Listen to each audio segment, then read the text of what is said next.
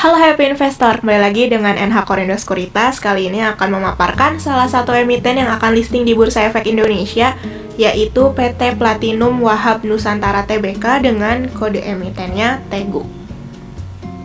Kita lihat untuk profil dari perusahaan ini. PT Platinum Wahab Nusantara Tbk berfokus pada bisnis penjualan makanan dan minuman, di mana sejak berdiri hingga sekarang, perseroan telah memiliki merek usaha makanan dan minuman yaitu Teguk. Merek Teguk ini telah beroperasi sejak tahun 2018 dengan berbagai menu varian makanan, di mana produknya ini telah memperoleh sertifikat halal dari LPPOM MUI dengan kategori A atau sangat baik. Nah, saat ini perseroan juga memiliki gerai Teguk sebanyak 145 gerai.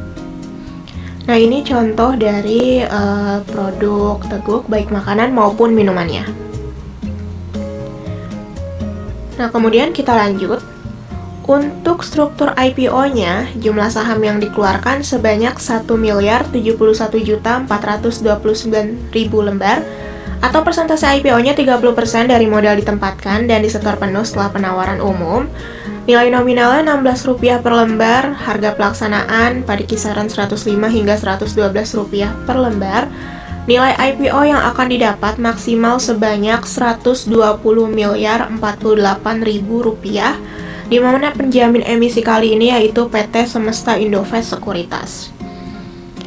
Nah, selain saham, emiten ini juga mengeluarkan waran sebanyak 428.571.600 waran seri 1 dengan persentasenya yaitu 17,14% dari total jumlah saham ditempatkan dan disetor penuh saat pernyataan pendaftaran.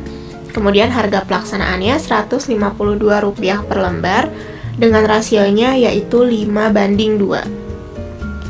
Nah, kemudian berikut ada jadwal IPO-nya, masa penawaran awal 19 hingga 23 Juni, tanggal efektifnya 28 Juni, masa penawaran umum 3-5 Juli, tanggal pencatatannya 5 Juli, tanggal distribusi sahamnya 6 Juli, dan tanggal pencatatan di Bursa Efek Indonesia yaitu 7 Juli. Nah, kemudian dana hasil IPO akan digunakan 60% untuk belanja modal berupa pengembangan dan penambahan gerai, penambahan food truck, pengembangan sistem informasi dan infrastruktur perseroan.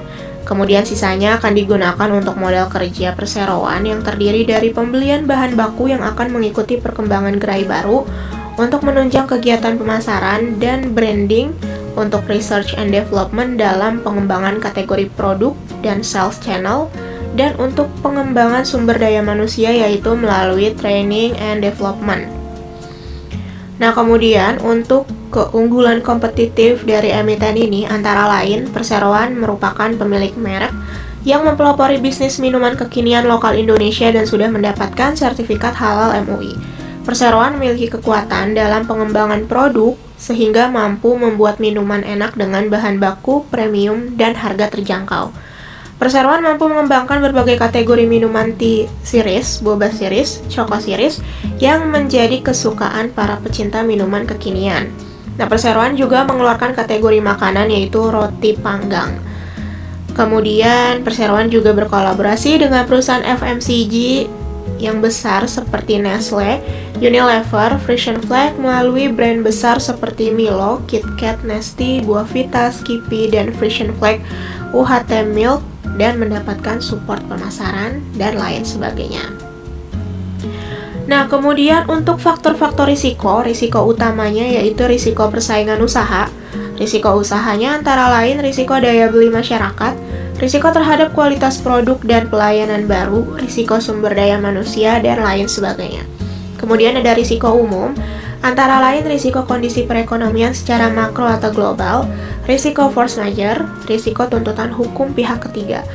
Adapun bagi investor sendiri, risiko yang patut dicermati antara lain risiko terkait fluktuasi harga saham perseroan, risiko terkait likuiditas saham perseroan, kemampuan perseroan untuk membayar dividen di kemudian hari, serta risiko terkait kepemilikan saham minoritas.